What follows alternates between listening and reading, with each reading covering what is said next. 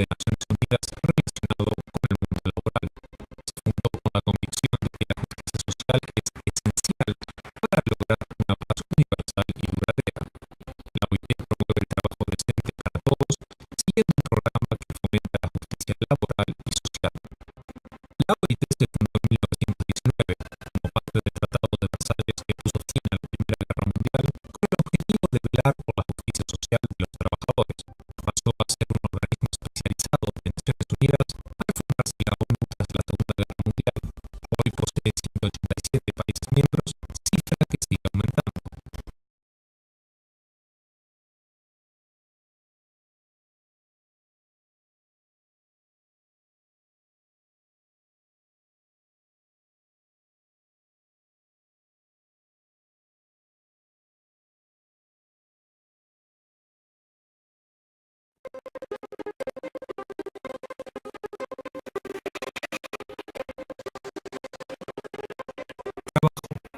Tanto si se tiene como si se necesita o se depende de otros para lograrlo, el trabajo es esencial para nuestro bienestar.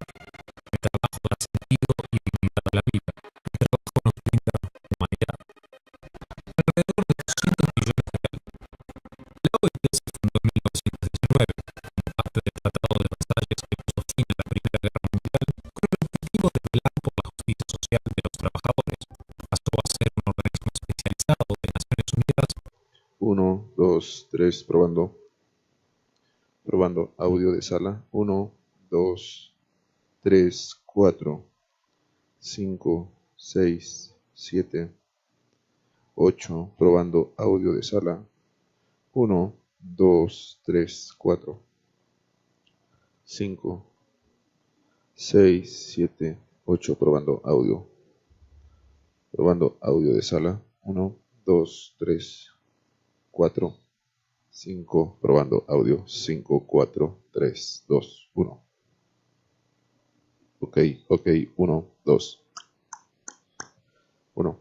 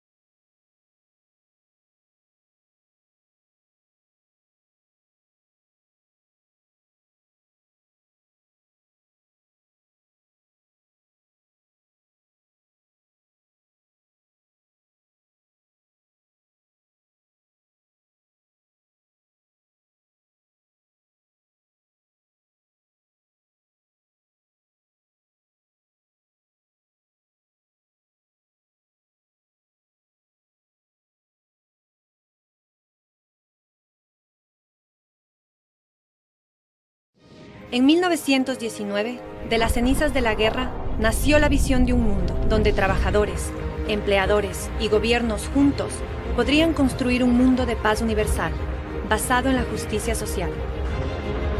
Donde el trabajo no es una mercancía, donde la libertad de expresión y de asociación son esenciales para el progreso sostenido y donde la pobreza en cualquier lugar representa un peligro para la prosperidad en todas partes. La Organización Internacional del Trabajo, 100 años impulsando la justicia social y promoviendo el trabajo decente.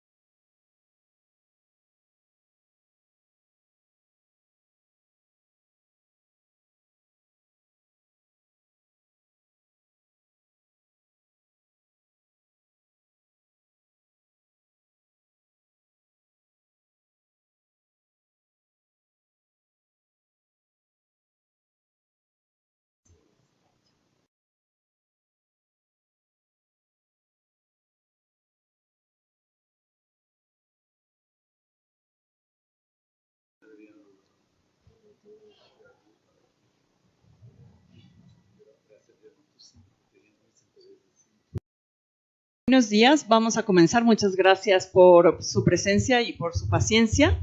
Les presento a quienes van a presentar, valga la redundancia, el informe el día de hoy. En primer lugar, Helmut Schwarzer. Él es especialista en protección social en la oficina de OIT para México y Cuba, aunque cubre varios países de Centroamérica y el Caribe. Y, por supuesto, a Fabio Durán Valverde. Él Él es jefe de la Unidad de Finanzas Públicas, Análisis Actuarial y Estadística del Departamento de Protección Social de la OIT en Ginebra y es uno de los autores de este informe que se va a presentar el día de hoy. Le cedo la palabra a Helmut Schwarzer, por favor. Muchas gracias. Muy buenos días a todas y a todos. Gracias por venir acá. También agradezco esperar unos minutos para que también toda la parte técnica estuviera funcionando bien. Tenemos aquí el gusto de tener hoy la presencia en México del especialista Fabio Durán. Fabio Durán es del Departamento de Protección Social, como Alicia ya lo mencionó, es jefe del área que trata de métodos cuantitativos, de estadísticas, de estudios actuariales. Y la razón es la presentación en español, ¿no? De este libro, ¿no? Que se llama Reversing Pension Privatization, ¿no? Revertiendo la privatización de pensiones. Ustedes también tienen la versión del texto en español en manos.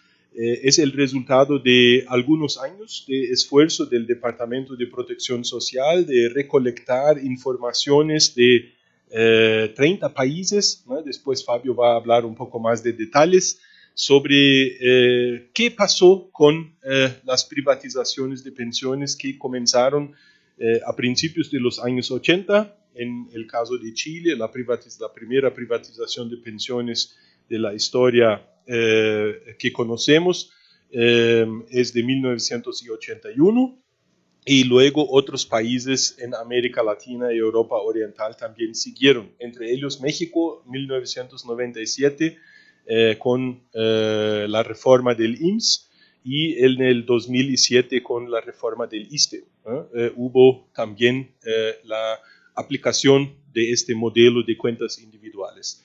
Entonces, sin entrar en detalles en este momento, voy a pasar la palabra para Fabio, que va a presentar algo como 15-20 minutos, algunas filminas con los principales resultados del estudio, y después estaremos a disposición para contestar a preguntas y después también para grabar o para contestar también, ¿no? Atender individualmente a aquellos que necesiten, que quieran, ¿no? Entonces, muchas gracias, Fabio, te doy la palabra. Muchísimas gracias, Helmut. Bien, muchísimas gracias. Buenos días, perdón.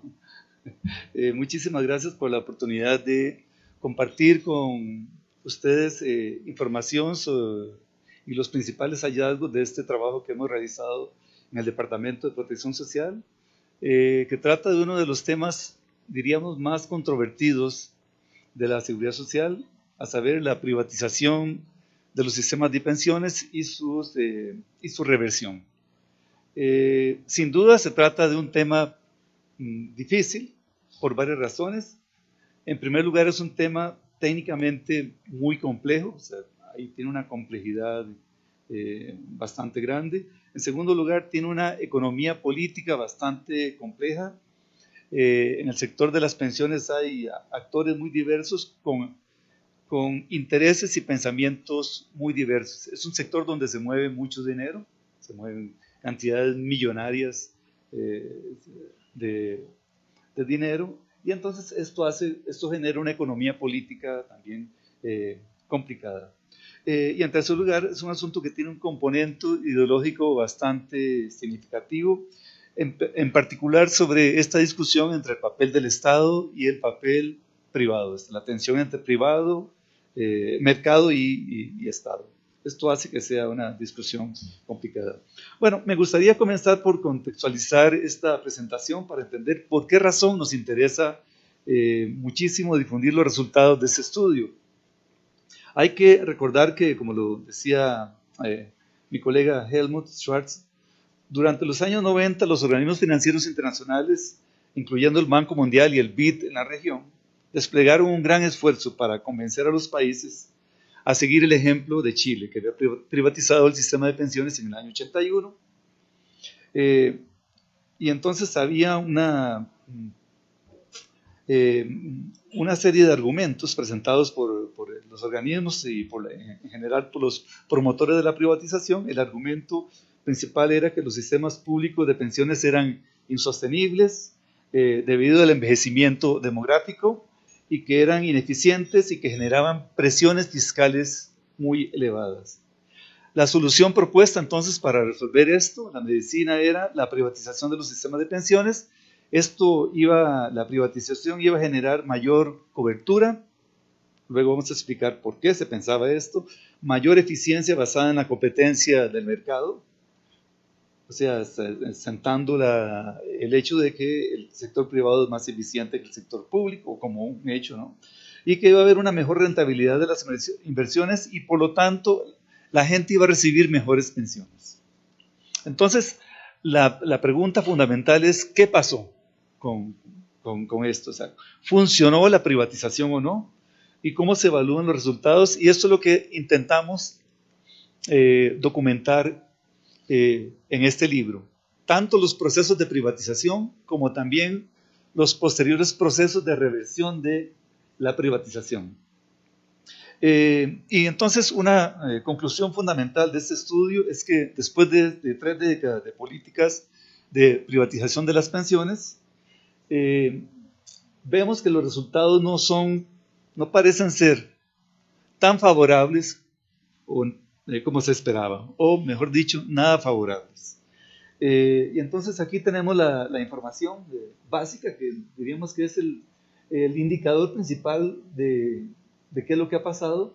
30 países privatizaron, en América Latina 14 países, pero en América Latina fue el laboratorio donde se inició la privatización y luego esta tendencia se trasladó a los países de Europa del Este y a los países de la ex Unión Soviética. Entonces ahí tenemos 14 países en América Latina, 14 países en Europa Oriental y ex Unión Soviética y 2 países en África que emprendieron estas privatizaciones. Y la situación para el 2018 es que hay 18 países que ya han revertido la privatización, ya sea que hicieron una reversión parcial o una reversión total.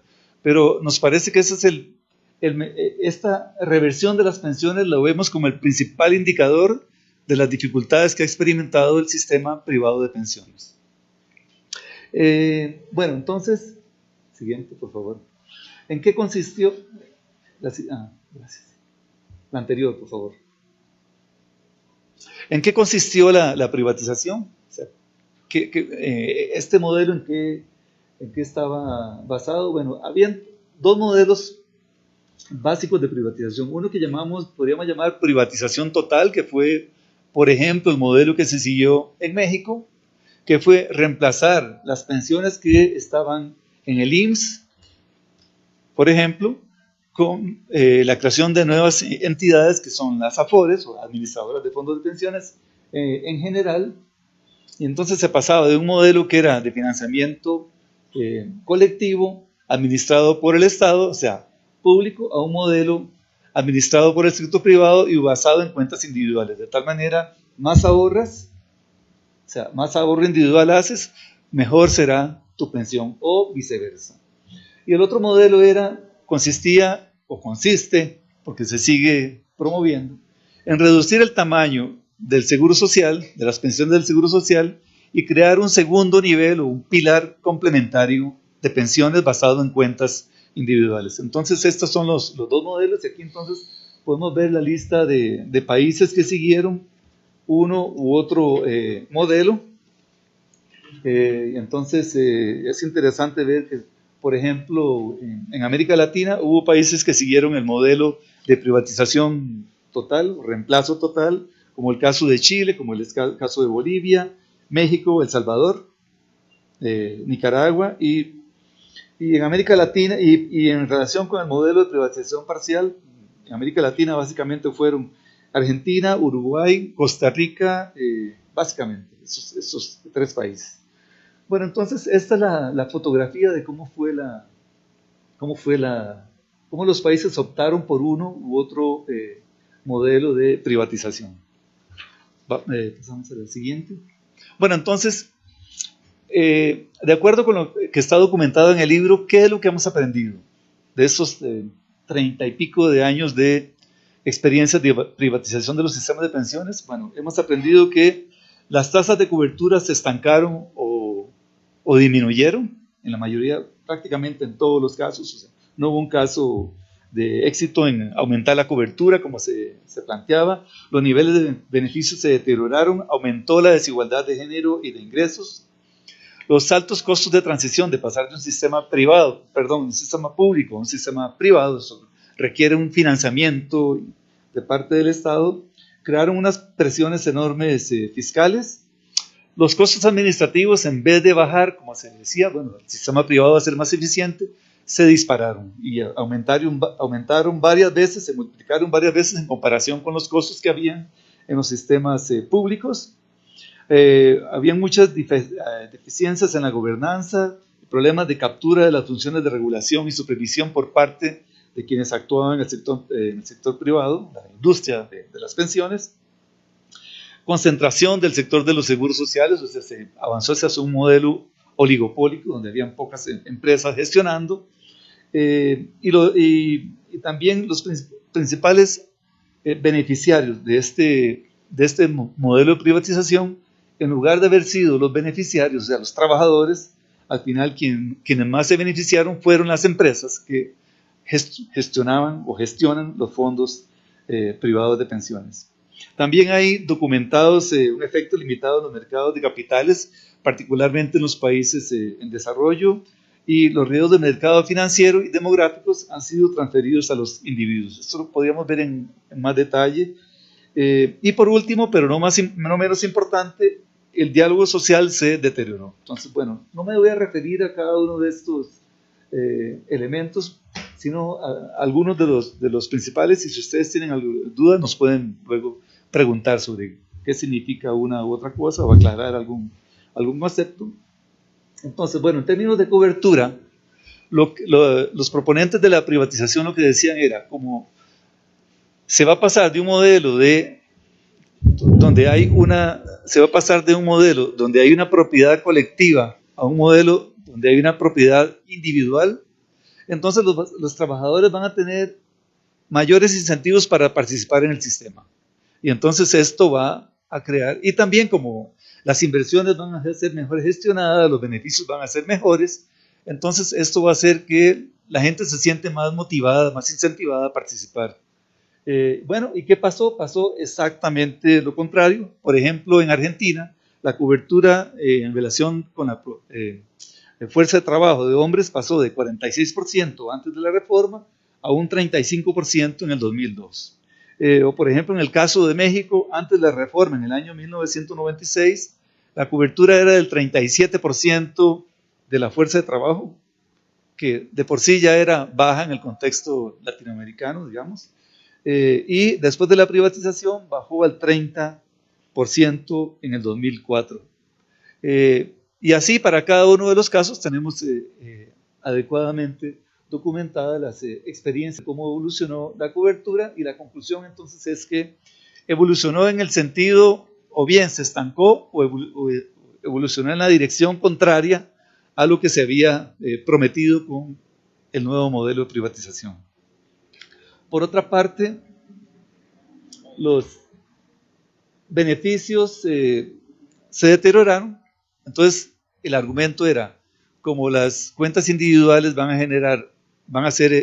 como las inversiones van a ser hechas por empresas especializadas en el mercado de capitales, como la administración va a ser más eficiente, los costos de administración van a bajar, etcétera, etcétera. Todo esto va a causar un aumento en los beneficios. ¿Y qué fue lo que vimos? Vimos exactamente el efecto contrario. ¿Por qué razón? Bueno, lo vamos a ver con mayor detalle, pero estos supuestos no se cumplieron, o sea, no hubo una mayor eficiencia. Entonces, por ejemplo, en un país como Bolivia, después de la reforma, la tasa de reemplazo llegó a un nivel promedio del 20% del salario, o sea, la gente con el sistema privado iba a recibir el correspondiente en pensión a un 20% del salario sobre el que habían cotizado al sistema privado de pensiones. O en el caso de Polonia, la tasa de reemplazo cayó de un promedio del 67% antes de la privatización a un 40% después de la privatización. Entonces estamos hablando de unas caídas muy significativas en los niveles de beneficios. En términos de desigualdad, también hay una documentación extensa en este informe sobre los aumentos en la desigualdad de género y en general en la desigualdad de los ingresos. Como nosotros sabemos, las mujeres ganan menos que los hombres. Las mujeres cotizan por periodos más cortos que los hombres porque se les asumen la función de la crianza de los hijos. Entonces se retiran del mercado laboral o se incorporan más tarde para hacer la crianza de los hijos. Entonces esto hace que las carreras contributivas sean mucho menores. Entonces, en un sistema donde la pensión depende del esfuerzo individual, entonces si pasamos de un sistema que es colectivo a un sistema individual, evidentemente entonces aquí las mayores perdedoras en este proceso han sido las mujeres, que han visto reducirse sus pensiones fuertemente después de la privatización. Y había otros factores también, como por ejemplo en el sistema público clásico del Seguro Social, los empleadores cotizan al sistema, mientras que en los regímenes de privatización las cotizaciones de los empleadores fueron suprimidas y se quedaron los trabajadores cotizando solos para su jubilación. Un poco el argumento era reducirle los costos laborales a las empresas para que también esto causara un efecto en el aumento del empleo, la informalidad y la reducción de la informalidad, cosa que tampoco nunca pasó porque, como ya vimos, la cobertura de la seguridad social bajó en vez de aumentar. Y luego tenemos el tema de los altos costos de transición. ¿Esto qué significa? Bueno, cuando se pasa de un sistema privado a un público a un privado, el Estado tiene que financiar unos costos de transición, o sea, garantizar que los beneficios que estaban en el sistema anterior se garanticen en el nuevo sistema. O sea, no es que había borrón y cuenta nueva. Y esto cuesta dinero y cuesta mucho dinero. Lo que pasa es que los cálculos que hicieron los organismos financieros internacionales sobre este costo de transición no fueron evaluados adecuadamente. O sea, los modelos no eran modelos adecuados y entonces condujeron a una subestimación muy importante de estos costos. Entonces, la consecuencia es que las presiones fiscales que supuestamente la privatización iba a reducir, al contrario, se aumentaron, porque había que financiar este costo. Entonces, por ejemplo, en Argentina el costo inicial de la transición se estimó en 0.2% del PIB. Luego el Banco Mundial lo aumentó a 3.6% del PIB, o sea, 18 veces mayor del costo que se había estimado cuando se promovió la privatización. O en Chile, por ejemplo, 30 años después de la reforma, o sea, en el año 2010, los costos de transición representan todavía casi el 5%, o sea, el 4.7% del PIB. O sea, estamos hablando de una carga fiscal sumamente elevada para financiar simplemente la transición de un sistema al otro. A esto hay que agregarle que en muchos países, por ejemplo, como en Chile, el Estado ha debido intervenir para complementar las bajas pensiones que está dando el sistema privado. O sea, el Estado no solo está financiando el costo de transición, sino que también está financiando las bajas pensiones que se están generando en el sistema privado. Entonces, esto hace que la presión fiscal sea muy importante. El otro tema se refiere a los altos costos de administración. Como les decía, estos costos de administración de las administradoras, o sea, de las AFORES, como se llaman en México, son elevados. ¿Por qué? Porque en el sistema privado deben cubrir muchas comisiones. Entonces hay comisiones de administración, comisiones de gestión de inversiones, comisión de custodia de títulos, garantías, auditorías, mercado, gastos jurídicos, y todo eso, ¿quién lo paga? Eso lo paga directamente el trabajador. ¿Lo paga de dónde? Lo paga del aporte que hace directamente todos los meses. Entonces esto está muy bien documentado en el informe, y para que ustedes tengan un ejemplo del impacto de esto, estamos hablando que en un modelo donde tenemos 40 años de cotización, para una persona que cotiza 40 años, el costo administrativo representa 39% en Letonia, por ejemplo, 31% en Estonia y 20% en Bulgaria. O sea, estamos hablando de un costo administrativo muy grande. O sea, quiere decir que si al trabajador le tocaban 100 pesos de pensión, ya no le tocan 100 porque debe pagar 40 en gastos de administración, o sea, le van a tocar 60 en pensión. Entonces estamos hablando de una carga administrativa elevadísima, mucho más elevada que la que había en el sistema público. Y entonces aquí tenemos unos datos, por ejemplo, en Argentina se pasó del 6.6% del gasto en el 90 al 50.8% en el 2002. O sea, estamos hablando de unas comisiones astronómicas. En El Salvador se evolucionó del 7.8% en el sistema público en el 96 al 21.3% en el 2002. En Uruguay del 6.5% en el 90 al 18.5% en el 18.2% en el 2002. O sea, estamos hablando de una fuerte carga de gastos de administración que deben enfrentar los afiliados. El otro tema es lo que llamamos la transferencia de riesgos desde el Estado hacia el individuo. Entonces, claro, como ahora entonces el Estado no tiene que preocuparse si las pensiones son, en teoría, ¿no? No tiene que preocuparse si hay algún déficit fiscal causado por presión de las pensiones. Este costo se trasladó, o este riesgo se trasladó directamente al individuo. Entonces, si la economía va mal, si el mercado financiero va mal, si las inversiones van mal, si la longevidad aumenta, o sea, si la expectativa de vida aumenta, el costo lo corre exclusivamente el trabajador, la persona que tiene la cuenta individual, y nuevamente lo paga directamente de su cuenta individual. Entonces, por ejemplo, hay documentado que en la crisis financiera argentina del 2001-2002, la crisis causó una disminución del 44% del valor de los fondos de pensiones. O en Perú, por ejemplo, más recientemente en la crisis del 2008 y más recientemente ahora en diciembre pasado, los fondos de pensiones perdieron un 50% del valor. Es decir, un día la gente se iba a jubilar con una pensión de 100 y al otro día, o tenía 100 para jubilarse y al otro día tenía 50 para jubilarse. O sea, estamos hablando de unos impactos muy grandes en el monto de los beneficios. Otro de los temas que está documentado es el deterioro del diálogo social. Sabemos que en los sistemas públicos basados en el esquema de seguro social hay una representación tripartita donde participan los empleadores, los trabajadores y el Estado, y entonces las decisiones se toman bien o mal, pero se toman en el contexto de un proceso de diálogo social. Lo que pasó con estas reformas es que las reformas no fueron realizadas basadas en un proceso de diálogo social, sino fueron reformas que se gestionaron desde el sector financiero, principalmente, por recomendación de los organismos financieros internacionales.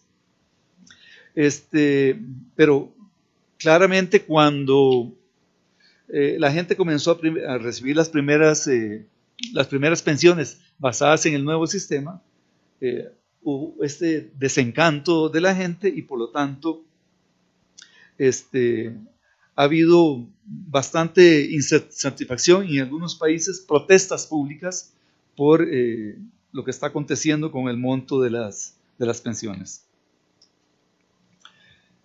También en el informe hacemos una explicación muy detallada de cómo han sido esos procesos de reversión de las privatizaciones. Entonces hemos explicado detalladamente o documentado detalladamente cómo ha sido la calendarización de estas reformas, cómo fueron promulgadas estas leyes, cuáles son las nuevas características del nuevo modelo público, los nuevos derechos y prestaciones, cómo se ha restablecido o creado una nueva entidad administradora pública que había sido cerrada con la privatización o permanecía ahí, como en el caso de México permanece el IMSS, pero solo gestionando la parte de salud. Entonces habían estos cambios, cómo se hicieron las transferencias de afiliados y fondos y el reconocimiento de derechos para retornar otra vez desde el sistema privado al sistema público, los mecanismos de financiamiento para las nuevas tasas de cotización y la reintroducción de las cotizaciones patronales que habían sido abolidas, cómo se pasó a realizar la recaudación de las cotizaciones y administración de fondos que se había descentralizado a las administradoras de fondos de pensiones y por lo tanto esto había creado mucha ineficiencia porque eran muchas entidades privadas haciendo una recaudación que en el modelo público estaba centralizada. Cómo se dieron los cambios en la supervisión y la regulación del sector para fortalecer nuevamente la regulación del sector. Se explica cómo fueron los procesos de diálogo social, no siempre completos, tampoco plenos durante las fases de reversión.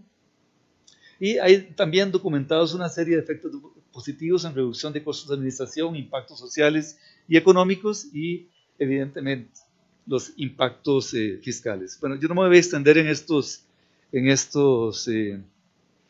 temas, tal vez simplemente mencionar que al igual que con la privatización hay dos modelos de reversión, aquellos países que han revertido parcialmente la privatización y los que la revirtieron totalmente, o sea, abolieron totalmente las cuentas individuales y el sistema privado, y otros que simplemente han reducido las cotizaciones al sistema privado para convertirlas nuevamente en cotizaciones hacia los sistemas públicos.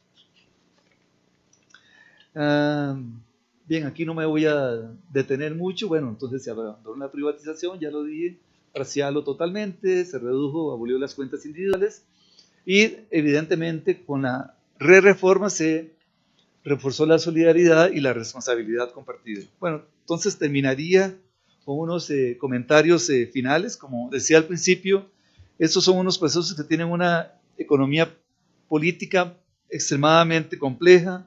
Es un sector con muchos intereses, mucho dinero involucrado y por esto no es fácil siquiera discutir de estos temas.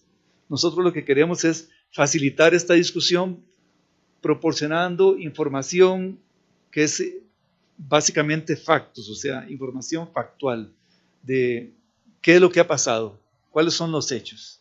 Y entonces, de esta manera, garantizar que haya un proceso de diálogo social que pueda ser bien informado. Es muy importante que estas reformas se hagan en el contexto de este proceso de diálogo social, que los actores que están involucrados, principalmente los trabajadores que son los aportantes y los dueños de los recursos, que ellos tengan la oportunidad de estar informados y de decir, o sea, tener una voz en el proceso de reforma. Para la OIT la prioridad principal es avanzar en reformas paramétricas que permitan garantizar la sostenibilidad de los sistemas públicos de pensiones.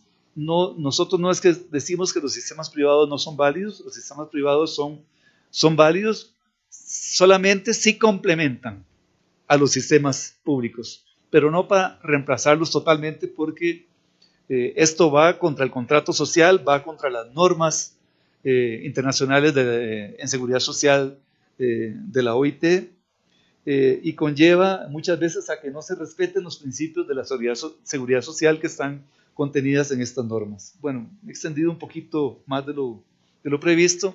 Les agradezco muchísimo su atención. Gracias. Bueno, muchas gracias, Fabio. Abrimos la posibilidad de preguntas. ¿Alguien que quiera explicaciones sobre aspectos del documento? Por favor, identificarse y Valeria Torres de IDC, y mi pregunta es, ¿qué necesitaría México o por qué es que si México fue de los primeros que hizo la reforma cuando Chile se privatizó, qué es lo que hace que no esté entre los primeros que siguen a los países que revierten la privatización? Mi colega Helmut va.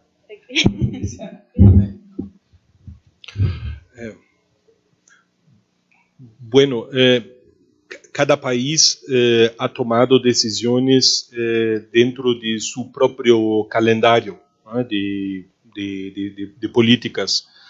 Puede ser que en el caso de México, diferente de los países de Europa Oriental o entonces de algunos países de América Latina que han tomado decisiones de hacer reversión de privatización, como fue el caso de Argentina en el 2008, México no hubiera sido afectado tan fuertemente por las crisis económicas que en aquel momento ocurrieron, o no se percibió que la privatización de pensiones en México era un elemento que causaba tanta presión fiscal, ¿no? En México yo no conozco, por ejemplo, tampoco una evaluación pública sobre cuál es el costo de transición de la privatización. Se hizo la privatización del IMSS en 1997, la privatización de pensiones del ISSSTE. Estos dos regímenes juntos van a crear un costo de transición creciente a lo largo del tiempo, igual que fue en el caso de Chile. Entonces el costo de transición en Chile comenzó a principios de los años 80 y fue creciendo y llegó a casi 5% del PIB. En el caso de México yo no conozco una cifra oficial de cuánto cuesta. He visto un estudio actuarial que no es oficial, que sugiere que el costo de transición en ese momento está un poco por encima de 1% del PIB y podría llegar a algo como 3% del PIB en los años 2040, ¿no? que también es un nivel alto. Entonces, eso significa que una reversión de la privatización en México podría generar un espacio fiscal para financiamiento de otras políticas en algo de este orden, entre 1 y 3% del PIB a lo largo de las próximas décadas. Ahora, claro que existe, como dijo Fabio, un ambiente técnicamente y políticamente, la economía política de una reforma, una reforma de un sistema de pensiones privado es complejo.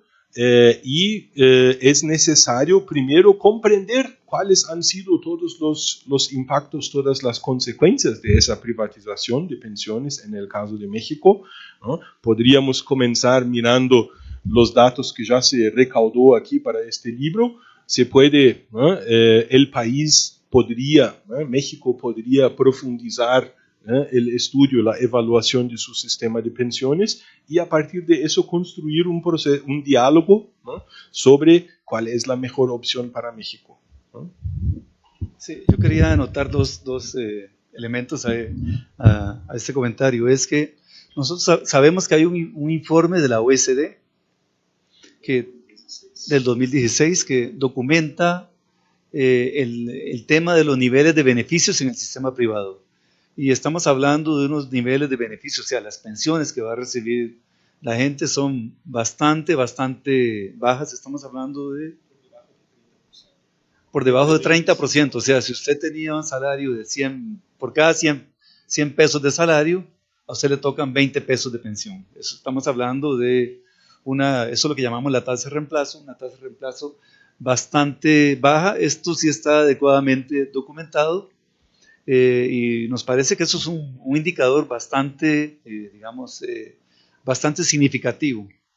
Pero desde luego que de los problemas, ¿no?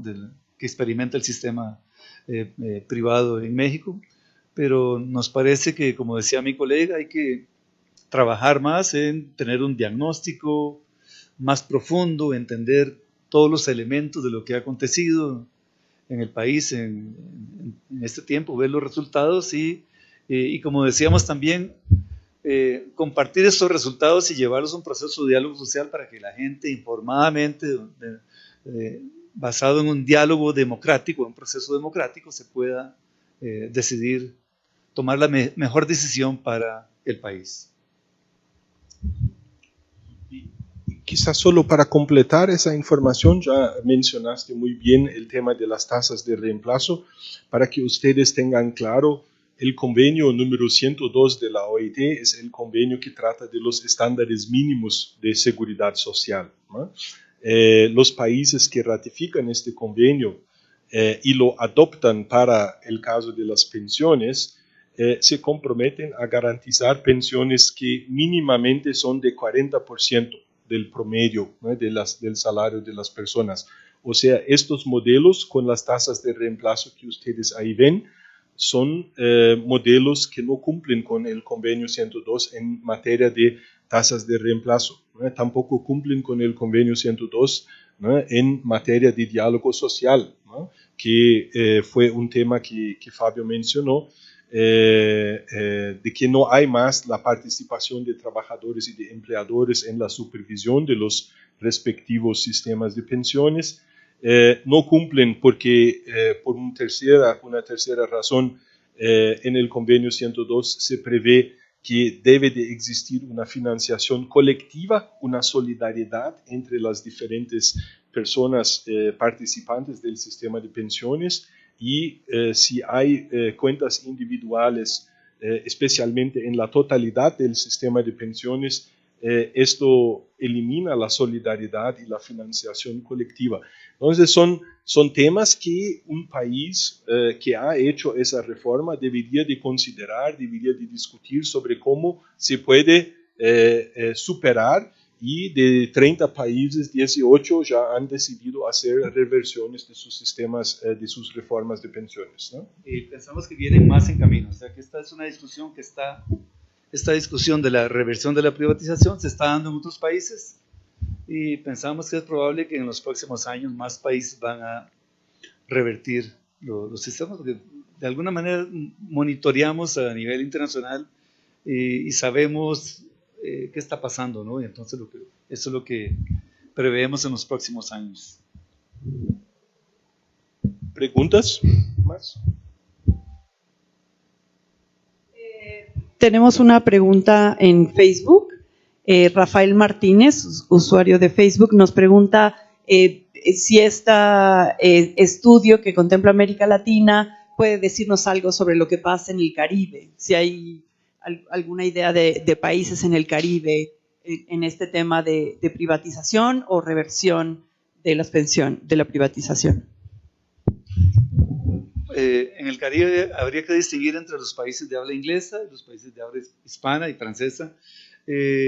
Nosotros no tenemos información que haya habido un proceso de privatización en los países del Caribe de habla inglesa, y de los de habla hispana es República Dominicana, sí privatizó su sistema. Sabemos que está en una situación, yo diría, similar o tal vez un poco más difícil que en el caso de México, porque ahí las tasas de reemplazo que hemos estimado para el sistema de pensiones privado de República Dominicana rondan el 20%.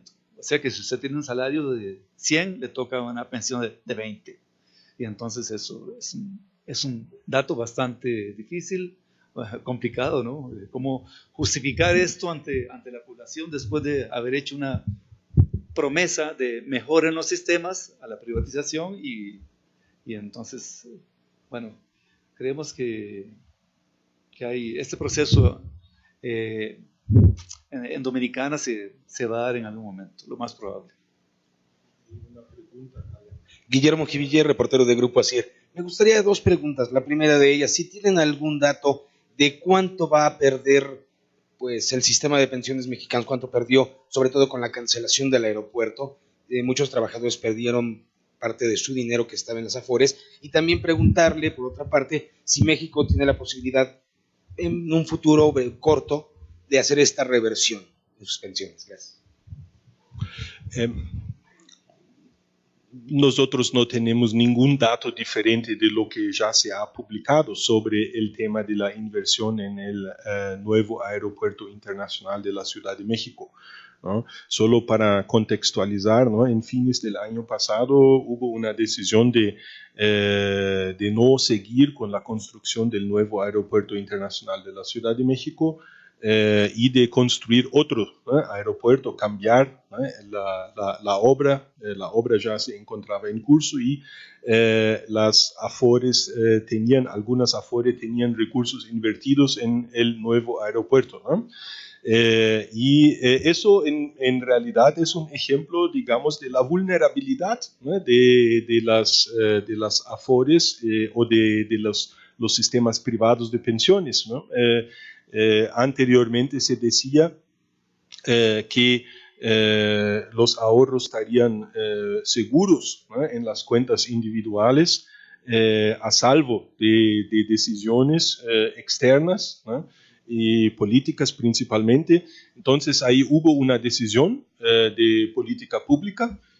Por otras razones, nosotros no decimos que es bueno o que es malo, ¿no? Simplemente decimos que hubo una decisión externa al sistema que afectó la rentabilidad o que podría haber afectado, ¿no? La rentabilidad en cuentas individuales, ¿no? Entonces esta vulnerabilidad, este caso, ¿no? Del nuevo aeropuerto, en nuestra opinión, realmente demuestra más bien la vulnerabilidad del sistema de cuentas individuales, ¿no? A crisis, a cambios, ¿no? de políticas públicas, como fue también el caso que Fabio comentó para el caso de Perú, ¿no? En relación a qué periodo, en qué horizonte México puede discutir o eventualmente adoptar una reforma, eso depende de los actores políticos y de los actores tripartitas aquí de México, ¿no? Que tienen que evaluar su sistema de pensiones, tienen que evaluar cuáles son las diferentes opciones disponibles. Como ustedes ven, hubo países que han decidido revertir por completo, hubo países que han decidido revertir parcialmente, hubo países que cambiaron el rol de las pensiones privadas dentro de su modelo, mantuvieron, ¿no? Pensiones privadas pero como complementarias de un sistema público de pensiones. Entonces existen diferentes opciones, ¿no? Diferentes situaciones que México tendría que evaluar y es un proceso de toma de decisión política que debe de involucrar a los actores tripartitas y a todos los sectores de la población que participan en el sistema de pensiones. ¿Otras preguntas? Por favor. Gracias, buenos días, Mara Echevarría del CEO.com. Preguntarles, ya hay una propuesta presidencial sobre flexibilizar el régimen de inversión de las Afores. ¿Eso nos ayudaría o no? Puesto que, como están comentando ahora, hay una vulnerabilidad en las inversiones que pudieran hacer con el dinero de las Afores. Hay una propuesta de cambio a la ley del sistema de ahorro para el retiro que se encuentra en trámite, ¿no? Esa propuesta, de lo que yo sé, cambia algunos puntos administrativos, ¿no? Paramétricos, ¿no? Del sistema de ahorro para el retiro. Uno de ellos es este de modificar el formato, ¿no? de las inversiones, ¿no? Hoy cada Afore, cada administradora de fondos de retiro necesita de operar CIEFORES, ¿no? CIEFORES son sociedades de inversión, ¿no?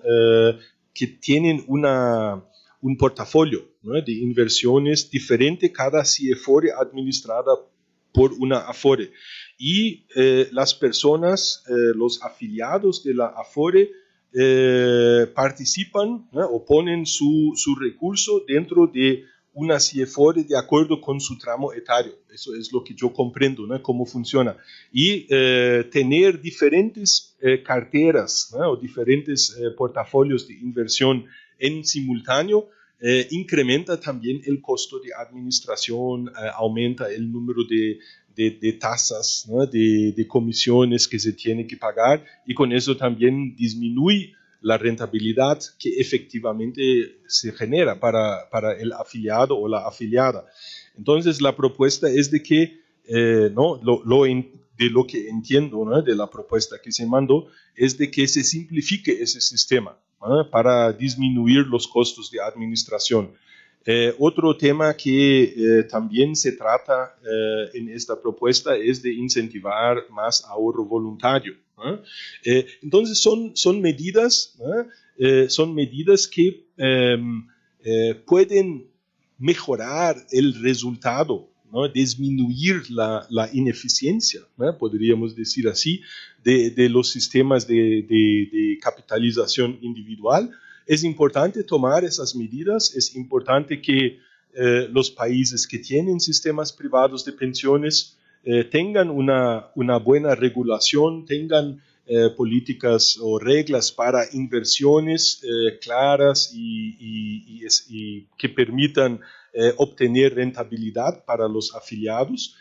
Pero esa propuesta que está en trámite aquí en este momento no es una propuesta de reversión de la privatización de México, ¿no? Entonces digamos, evaluaríamos, ¿no? Como un paso importante para mejorar la rentabilidad del sistema, pero no es todavía la discusión que estos otros 18 países ya hicieron, ¿no? En el pasado.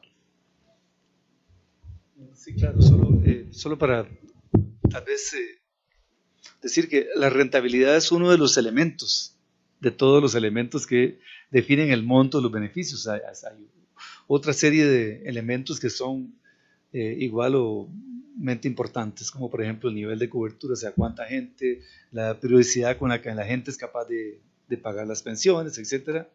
De manera que sí habría que... Bueno, este efecto se podría intentar medir, ¿no? ¿Cuál va a ser el impacto en eficiencia? Pero habría más bien ver todos los efectos de las diferentes variables que afectan los beneficios. ¿Ustedes tenían otras preguntas? ¿No? ¿No? ¿Satisfechos? Bueno, pues muchas gracias. Como comentamos, vamos a poder tener un par de entrevistas bilaterales al terminar aquí, y pues muchas gracias por su atención. Gracias. Okay, gracias.